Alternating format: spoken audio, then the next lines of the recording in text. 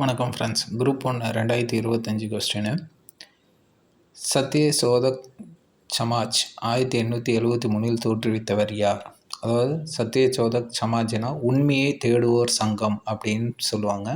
இது 1873 யார் தோற்றுவிச்சது அப்படின்னு பார்த்தீங்கன்னா ஜோதி ராவ் பூலே. அவர் தான் 1873 இந்த சத்ய சோதக் சமாஜை உருவாக்கினார்.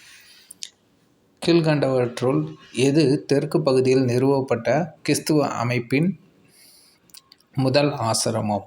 இப்போ எதுன்னு பார்த்தீங்கன்னா கிறிஸ்துவ குல ஆசிரமம் திருப்பத்தூர். இதுதான் முதல் ஆசிரமம் தெற்கு பகுதியில் நிறுவப்பட்டது.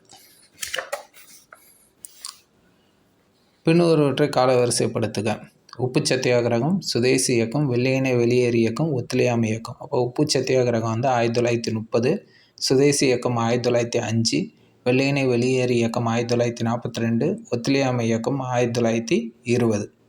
அப்போ பார்த்தீங்கன்னா ஃபஸ்ட்டு எது சுதேசி இயக்கம் 2, அதுக்கடுத்து ஒத்துழையாமை இயக்கம் 1920, அதுக்கடுத்து உப்பு சத்தியாகிரகம் 1930, வெள்ளையனே வெளியேறு இயக்கம் 1942. இப்போ டி ஆன்சர் 2, 4, 1, 3.